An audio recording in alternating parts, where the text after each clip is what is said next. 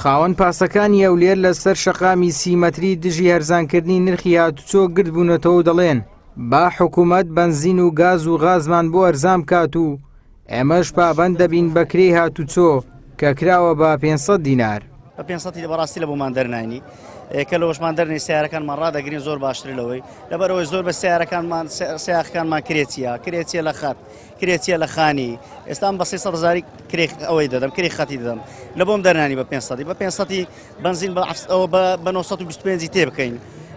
غازە هەر گرانە بنزینە هەر گرانە گازە هەر گرانە هەموو شتەکان گران بووە هەتا موادی ئەشیای سناحی ئەنی هەموو شتەکان گران بووە ڕاستی دەستعقی وەستای گرانە ئەمەش کە لە بۆمان دەرنێنی بەڕاستی بە 500 بار ناکەین. داواکاری مەچیە 500 یەکەن لۆمان بکەنەوە 750 خەلاص و براوە هەرەوێ ئەویشنەوە ناکەنێ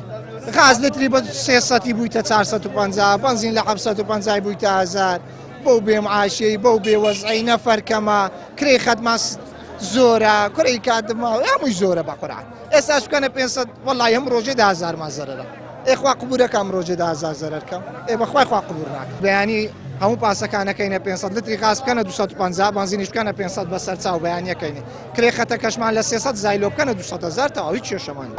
دەچمەوە مارێ بار ناکەم دەچمەوە مارێ خەتەکەی بەزی دێلم تاوا بەزی دێلم هیچ ناکەم زەرەرمانە کاکە غاز بە 425 بنزینە خراپەکە بە 950 لە بنزیخانەی دەبی سڕێ بگری بە 750 دیناری باشە بە 2 ساعت 3 ساعتی بەبرد ناکەویتن با غاز و بنزینمان وەرزانکە بە سەرچا بە سەرسەرەکە بە 500 بارم نەکرد هەرژی حکومەت خۆتی گلێم لێ بکە لەوانەیە تاکسیر لە تو نەکە هەستا ڕوبعەک تاکسیر لە تو ناکە بەزە من لە سبەینی هەتا ئێوە ڕوبعەک لەو من زۆرە ئەمن ئەگەر ڕۆژە 75,000 شێ بکەم هەرژی لەم دەبتە 50,000 وایە باشە 25,000 دێ بدەمە غازی 20,000 لۆ خۆم ئەدی ساعە بسیارە بەڵام بەداخەوە ئێستا زۆرترین سوودمەندبووەکان بەرپرسەکان. چالاکێکی مەدەنیش دەڵێت ئەگەر هەرزانکردنی نرخی هاتوچۆی پاسەکان بۆ بانگەشەی هەڵبژاردن نییە با حکوومەت بنزین و غازیان بە خۆڕایی بۆ دابین بکات. بەداخەوە ڕۆژ بە ڕۆژ ئەو قەیرانانە کە حکوومەت ئۆباڵەکەی لە ئەستۆیەتی کە ئاواکەڵەکە بۆ هەر ڕۆژێک لە شوێنێک و لە جێگایەک و بە جۆرێک ناڕزایی خەڵک دەبیستین ئەو بابەتی ناڕزایی خاوەن پاسەکانیش بەڕاستی سەرەتاییترین داواکاریانە داواکاریەکەیان زۆر ڕەوایە حکوومەت کە بڕیارێک دەردەکات دەبێت پێشبینی و خوێندنەوەی ئەو دیوی هەبی بۆ بڕیارەکان فەرموو لەو سەر نرخی گاز و بنزینیان بۆ دیاری بکە بۆیان هەرزان بکە یا بنزیخانەیەکی تابەت وەکو لە داواکاری ڕەوایەکانی خۆشیان هەر ئەوە بەدیکرا بەڵام بەداخەوە داواکاریەکانی خەڵک ڕەوایە و لە شوێی خۆیە بەڵام داواکاریەکانی حکوومەت بە هیچ شێوازێکی یا ئامانجەکانی هەنگاوەکانی بێپلانە بێبەرنامەیە فەرموو لە بەرامبەردا داواکاریەکانیان بۆ جێبەجێ بکەن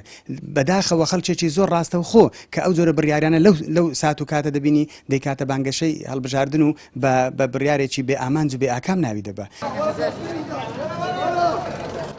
ڕۆژی دووشەممە بڕیاردرا نرخی کرێی گواستنەوەی پاسەکان کەم بکرێتەوە بۆ 500 دینار پێشتر ئەو هێڵانە 750 دیناریان لە هەر سەرنشینێک وەردەگرت. ئیبراهیم زیاد کەناڵی پەیام هەولێر.